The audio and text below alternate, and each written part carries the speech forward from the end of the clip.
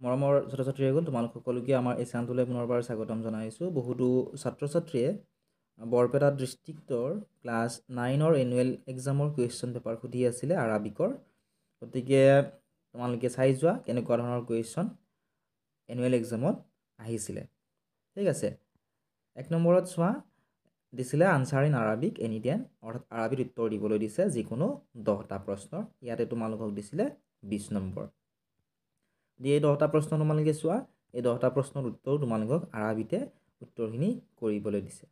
যদি তোমালোকে উত্তৰখিনি কৰিবলৈ নোৱাৰা বা উত্তৰখিনি কৰি দিব লাগে, কমেণ্ট ছেকশ্যনত তোমালোকে জনাবলৈ নাপাহৰিবা। আমি চেষ্টা কৰিম তোমালোকক উত্তৰখিনি কৰি দিবলৈ। ঠিক আছে, নেক্সট তোমালোকে চোৱা 2 নম্বৰটো আমাক দিছে ট্ৰান্সলেট ইনটু আছামিজ অৰ ইংলিছ, অৰ্থাৎ অসমীয়াত নাইবা ইংৰাজীত আমাক এইখিনি অনুবাদ কৰিব দিছে যিকোনো দুটা।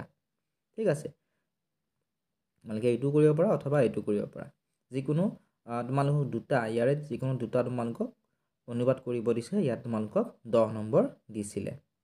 এতিয়া চাওঁ আহা আমি 3 নম্বৰত কি দিছিলে। 3 নম্বৰত দিছে right the meaning of the following words any 5, তলত দিয়া শব্দবোৰৰ অৰ্থ লিখা। যিকোনো 5টাৰ তোমালোকক অৰ্থ লিখিব দিছে। ইয়াত তোমালোকে চোৱা, ইয়াত তোমালোকক 5 নম্বৰ দিছিলে। ঠিক আছে, যিকোনো এই শব্দকেইটাৰ অৰ্থ তোমালোকক লিখিব দিছে যিকোনো 5টাৰ। নেক্সট তোমালোকে চোৱা 4 নম্বৰটো।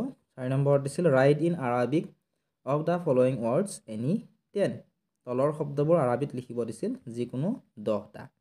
ঠিক আছে, ইয়াত শব্দবিলাক দিছিল আপেল, কলম, ঘোঁৰা, বুলবুল, চকু, ঘৰ, ফুল, আম, মাছ, পাৰ চৰাই, গাই গৰু আৰু কুকুৰ। ইয়াৰে যিকোনো 10টা শব্দ তোমালোকক আৰবিত লিখিব দিছে। উত্তৰখিনি যদি জানা তোমালোকে কমেণ্ট ছেকশ্যনত উত্তৰখিনি লিখি দেখুৱাচোন, যাতে আন ছাত্ৰ ছাত্ৰীৰ সুবিধা হয়। নেক্সটটো চোৱা আনচাৰ ইন আৰবিক এনি 5, যিকোনো 5টাৰ আৰবিত উত্তৰ দিবলৈ দিছিল। ইয়াতে তোমালোকক প্ৰতিটোতে 2 নম্বৰ কৰি 10 নম্বৰ দিছিলে। লগতে তোমালোকে কমেণ্ট ছেকশ্যনত জনাবাচোন আন কোনখন ডিষ্ট্ৰিক্টৰ কুৱেশ্যন পেপাৰ তোমালোকক লাগে উত্তৰৰ সৈতে। আমি চেষ্টা কৰিম সেই ডিষ্ট্ৰিক্টখনৰ কুৱেশ্যন পেপাৰখনৰ উত্তৰখিনি তোমালোকক কৰি দিবলৈ। নেক্সট দিছে আমাক এইখিনি আৰবী বৰ্ণমালা ব্যৱহাৰ কৰি লিখিব দিছে। ইয়াত দিছিলে 10 নম্বৰ। নেক্সট প্ৰশ্নটো চোৱা, ইয়াত দিছে যে পাঠৰ আধাৰত শব্দবোৰৰ খালী ঠাই পূৰণ কৰা।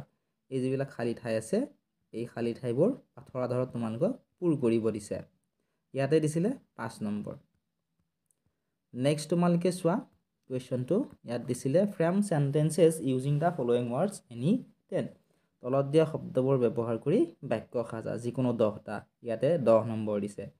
এই শব্দবোৰ ব্যৱহাৰ কৰি তোমালোকক বাক্য সাজিব গৈছে। নেক্সট চোৱা 9 নম্বৰটো, তলত দিয়া শব্দবোৰৰ বচন পৰিৱৰ্তন কৰা যিকোনো 5টা। ইয়াতেও 10 নম্বৰ দিছে। ইয়াতে আমাক কি কৈছে, বচন পৰিৱৰ্তন কৰিব দিছে। নেক্সট চোৱা 10 নম্বৰত কি দিছে। 10 নম্বৰত দিছে ট্ৰান্সলেট ইনটু আৰবিক এনি 5, আৰবিলৈ অনুবাদ কৰিব দিছিল যিকোনো 5টা। ইয়াতে দিছিলে এইকেইটা বাক্য।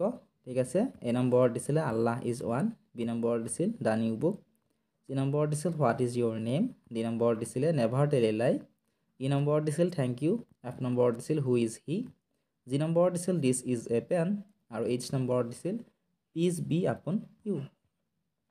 এইখিনি আছিল আজিৰ এই ভিডিঅ'টি। যদি ভিডিঅ'টো চাই ভাল পাইছা, ভিডিঅ'টো লাইক কৰি দিয়াৰ লগতে তোমাৰ বন্ধু বান্ধৱীসকলৰ লগত শ্বেয়াৰ কৰি দিবলৈ নাপাহৰিবা। চেনেলটো যদি ছাবস্ক্ৰাইব কৰা নাই, ছাবস্ক্ৰাইব কৰি